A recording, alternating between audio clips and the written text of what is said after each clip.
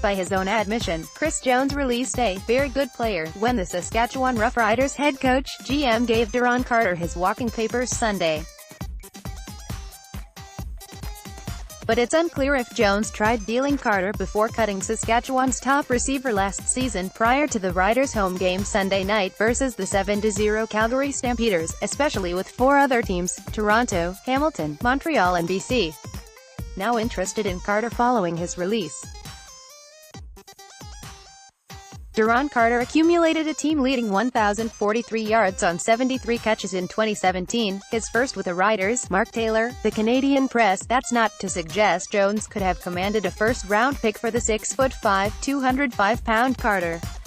After all, the Winnipeg Blue Bombers got a conditional 8th-round selection last month from Montreal for Darius Bowman, a four-time 1,000-yard receiver.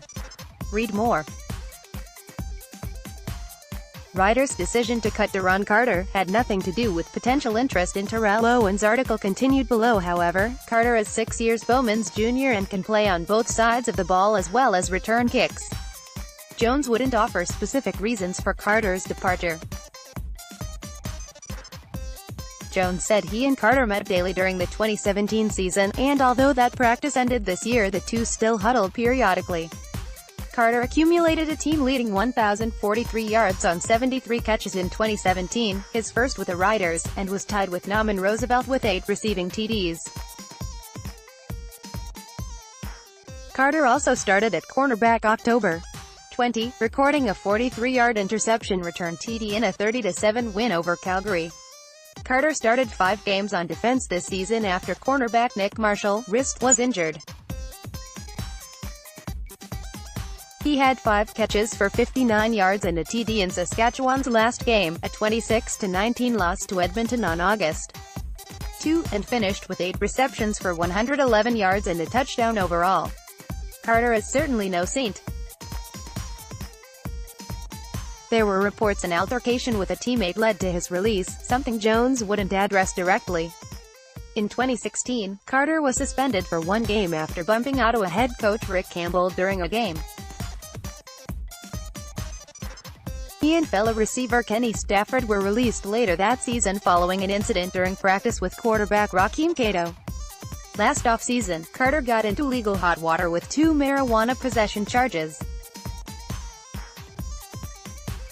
and remains before the courts in Saskatoon, but Carter received an absolute discharge after pleading guilty to an earlier charge in Winnipeg.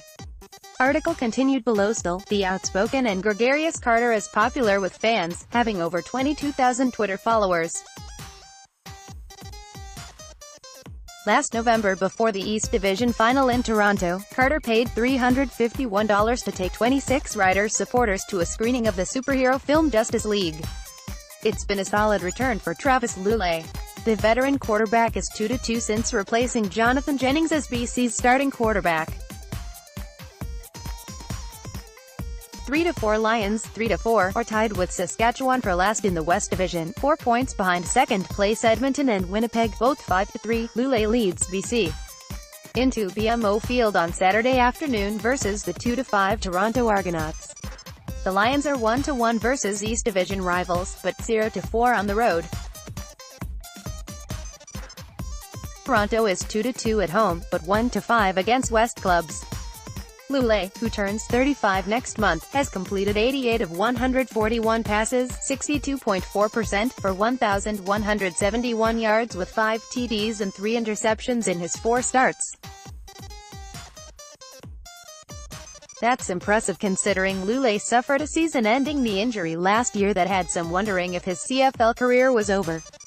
He needed time at the start of the season to fully recover from the injury.